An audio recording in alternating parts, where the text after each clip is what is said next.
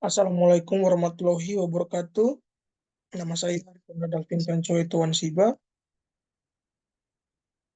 NIM 2300002070. Pada kesempatan kali ini saya ingin menjelaskan beberapa materi kami selama satu semester mempelajari metode dan teknik alternatif penyelesaian sengketa. Di antaranya ada arbitrase, mediasi, rekonsiliasi, negosiasi, dan restoratif justice. Lalu juga saya akan menjelaskan mengenai kunjungan kami ke lembaga bantuan hukum dan apakah lembaga bantuan hukum menjalankan tupoksinya eh, dengan baik apa tidak. Saya akan menjelaskan pada kesempatan kali ini. Baik, yang pertama ada arbitrase. Apa sih yang dimaksud dengan arbitrase? Arbitrase dalam konteks penyelesaian sengketa adalah suatu mekanisme yang penyelesaian sengketa yang dilakukan di luar pengadilan. Jadi para pihak yang bersengketa itu setuju dan menunjuk satu atau lebih arbiter independen untuk memutuskan sengketa mereka. Keputusan yang dihasilkan oleh arbiter ini yang dikenal sebagai putusan arbitrase bersifat final dan mengikat.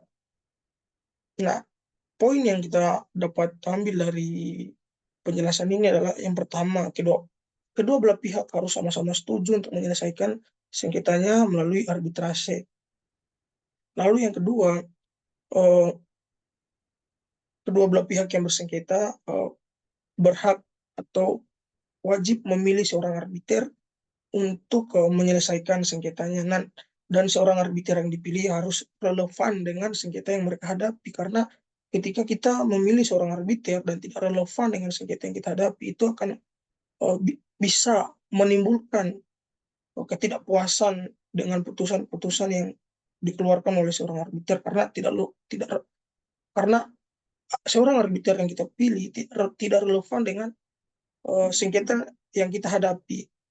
Dan ketika putusan itu sudah ditetapkan, itu sifatnya final, sama halnya dengan putusan yang dikeluarkan oleh pengadilan yang sah, memiliki dasar hukum dan mengikat.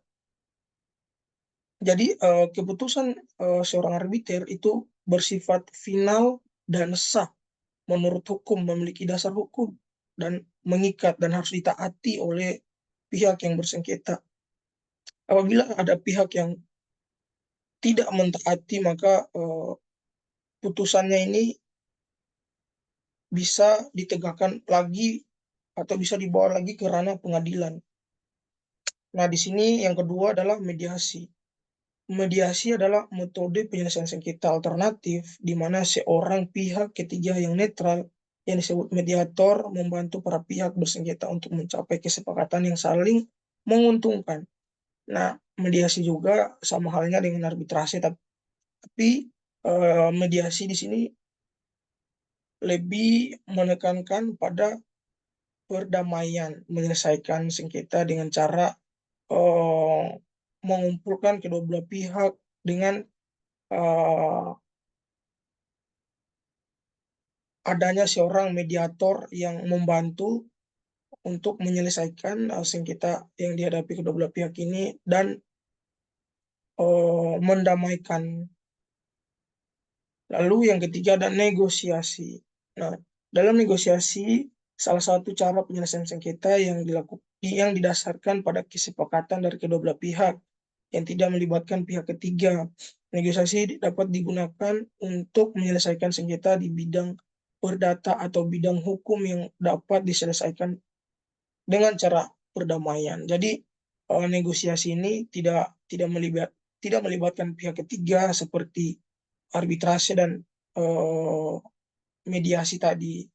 Negosiasi ini lebih menekankan kepada kedua belah pihak untuk bertemu, lalu saling berkomunikasi, dan menemukan titik temu dari sengketa yang mereka hadapi hingga diselesaikan dengan cara perdamaian. Nah, prosesnya sendiri diatur di dalam pasal 10 ayat 1 Undang-Undang Nomor 30 Tahun 1999 tentang arbitrase dan alternatif penyelesaian sengketa. Jadi dasar hukum dari arbitrase, mediasi, negosiasi itu Undang-Undang Nomor 30 Tahun 1999. Nah, lalu yang berikutnya ada rekonsiliasi. Nah, rekonsiliasi adalah perbuatan yang untuk memulihkan hubungan persahabatan keadaan semula. Nah, di sini rekonsiliasi itu lebih menekankan penyelesaiannya itu dapat memulihkan eh, yang sebelumnya menjadi sebuah permusuhan atau persengketaan yang terjadi. Namun di dalam rekonsiliasi itu di- dibuat sedemikian rupa untuk kedua pihak ini dapat memulihkan hubungannya seperti semula, seperti sebelumnya yang mereka bersahabat dekat, mereka saling menghargai, saling menolong satu sama lain, itu dapat dipulihkan ketika ada sengketa. Itulah yang dinamakan dengan rekonsiliasi, dengan mengungkap kebenaran, ada pengakuan, lalu ada permintaan maaf dari pihak yang melakukan perbuatan yang kiranya merugikan orang lain, lalu pihak yang dirugikan juga bisa menerima dan memaafkan, lalu menerima keadilan, mencegah ulang terjadinya hal yang sama untuk yang kedua kalinya, mengembalikan hubungan, lalu membangun kembali kepercayaan. Nah, dasar hukum dari rekonsiliasi sendiri adalah Undang-Undang Nomor 7 Tahun 2012 tentang penanganan konflik sosial dan Undang-Undang Nomor 26 Tahun 2000 tentang pengadilan hak asasi manusia. Nah, lalu yang kedua, yang berikutnya ada restoratif justice. Nah, restoratif justice ini adalah keadilan restoratif atau penyelesaian perkara tindak pidana yang melibatkan pelaku, korban, keluarga, dan masyarakat dengan tujuan memulihkan kerugian yang diderita korban dan mempertahankan nilai-nilai kemanusiaan. Nah, restoratif justice ini sesuatu yang bisa di restoratif justice itu jika tindak kriminal yang dilakukan oleh pelaku tidak lebih dari masa tahanan 5 tahun. Artinya ketika tahanannya di atas 5 tahun maka tidak bisa dilakukan restoratif justice. Lalu kerugiannya juga tidak mencapai dua 2.500.000 rupiah, maka eh, itu bisa di restoratif justice. Ketika itu melebihi dari 2.500.000 rupiah, maka eh, tindakan tersebut atau tindakan kriminal yang dilakukan oleh seseorang dan merugikan orang lain itu tidak bisa di restoratif justice. Nah, dasar hukum dari restoratif justice sendiri ada pada Peraturan Polri Nomor 8 Tahun 2021, Peraturan Mahkamah Agung Republik Indonesia Nomor 2 Tahun 2012, lalu Pasal 205 KUH, KUHP, dan Pasal 310 KUHP. Nah, yang berikutnya ada lembaga bantuan hukum. Nah, kemarin kami sempat mengunjungi lembaga bantuan hukum yang ada di Kota Bandung. Di sini kunjungan kami di sana bertujuan untuk mewawancarai atau menanyai beberapa hal mengenai tupoksi sendiri dari lembaga bantuan hukum ini dalam menyelesaikan sengketa yang datang dari masyarakat yang tidak mampu. Nah, di sini ada fungsi dari lembaga bantuan hukum membantu masyarakat menyelesaikan permasalahan hukum. Nah, yang pertama di LBH ini kita diberikan bantuan hukum secara gratis, lalu pendampingan gratis juga, membantu masyarakat yang kurang mampu dalam menyelesaikan perkara dengan dibuktikan surat keterangan tidak mampu yang bisa diperoleh melalui lurah setempat. Syarat LBH memenuhi bantuan hukum. Nah, eh, ketika kita ingin mengunjungi suatu LBH, pastikan terlebih dahulu bahwa lembaga bantuan hukum itu memenuhi syarat untuk melakukan bantuan hukum, di mana itu yang pertama memenuhi Undang-Undang Nomor 16 Tahun 2011 tentang bantuan hukum, lalu lembaga bantuan hukum itu terakreditasi dan berbadan hukum, lalu memiliki kantor dan sekretariat yang tetap, memiliki pengurus, memiliki program bantuan hukum. Di lembaga bantuan hukum juga memiliki kekurangan dan kelebihan. Nah, yang pertama, kelebihan. Kelebihan dari lembaga bantuan hukum ini, satu, akses keadilan yang merata, tidak ada perbedaan. Di sini kita mengenal yang namanya istilah equality before the law, artinya ada kesamaan, ada kesetaraan dalam um, mendapatkan bantuan hukum. Tidak ada yang namanya perbedaan. Lalu yang kedua ada bantuan hukum gratis, keterlibatan dalam masyarakat, lalu keterlibatan dalam proses hukum. Namun kekurangannya juga yaitu keterbatasan sumber daya, keterbatasan jangkauan, keterbatasan kewenangan, keterbatasan pengawasan. Nah, di proses pelaporan lembaga bantuan hukum ada secara litigasi dan non litigasi. Yang pertama litigasi, pelaporan di kantor lembaga bantuan hukum melibatkan wawancara oleh advokat untuk mengumpulkan identitas dan rincian perkara pelapor. Advokat kemudian menentukan kelayakan pelapor untuk mendapatkan bantuan hukum. Apakah pelapor ini layak, benar-benar tidak mampu, dan benar-benar memiliki permasalahan atau perkara yang eh, benar-benar dapat atau layak untuk dibantu. Nah, jika pelapor menjadi tersangka dalam proses hukum di kepolisian, advokat akan membuat surat kuasa. Tersangka berhak mengajukan permohonan penangguhan penahanan jika ada rencana penahanan oleh pihak kepolisian.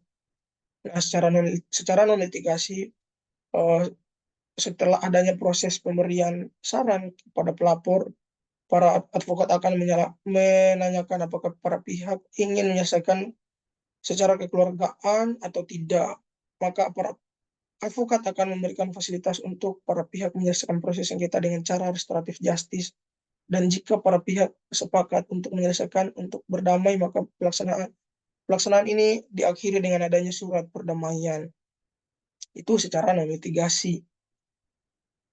Nah, perbedaan penyelesaian sengketa antara non litigasi dan litigasi di lembaga bantuan hukum sendiri itu, dalam prosesnya penyelesaian sengketa dengan cara litigasi, keadaan konfrontasinya dibawa ke pengadilan, dan akhir penyelesaian akan ditentukan oleh hakim yang akan menentukan pihak pemenang dan pihak yang kalah, di mana ini bisa biasanya adanya dendam karena pihak yang dirugikan akan merasa dirinya tidak mendapatkan keadilan. Nah, dan non litigasi, keuntungan dari penyelesaian sengketa non litigasi ini pelaksananya secara sederhana, tidak memerlukan banyak biaya, lalu jika penyelesaiannya sengketa tercapai, pihak yang dirugikan juga biasanya tidak merasa dendam karena penyelesaian sengketa dilakukan secara damai. Sudah adanya kesepakatan dalam proses antara negosiasi, mediasi, konsiliasi, dan arbitrase. Untuk proses non litigasi dia lebih bisa melalui semua penyelesaian, baik itu negosiasi, arbitrase, konsiliasi, maupun mediasi. Jadi untuk proses non litigasi itu bisa melalui semua itu. Akan tetapi untuk proses arbitrase sendiri lebih untuk kasus antar perusahaan. Untuk perkara kecil bisa menggunakan mediasi. Pada kasus yang sering terjadi di Helba ini kebanyakan diselesaikan dengan non litigasi. Untuk kasus perdata serta untuk kasus pidana ada beberapa yang bisa diselesaikan secara non litigasi seperti kasus pencurian dan kecelakaan. Nah, itu beberapa poin uh, yang bisa saya sampaikan. Lalu dari ke dari beberapa poin yang saya sampaikan tadi, saya sampai pada satu kesimpulan di mana setiap penyelesaian yang dilakukan di luar pengadilan, mau itu secara mediasi, arbitrase, negosiasi, rekonsiliasi maupun restoratif justice, itu menjunjung tinggi yang namanya nilai-nilai perdamaian, menyelesaikan sengketa dengan cara mendamaikan kedua belah pihak, lalu memberi putusan yang dapat memuaskan kedua belah pihak. dan tidak merugikan pihak manapun. Yang artinya penyelesaian sengketa di luar pengadilan juga tidak luput dari beberapa kekurangan, misalnya seperti di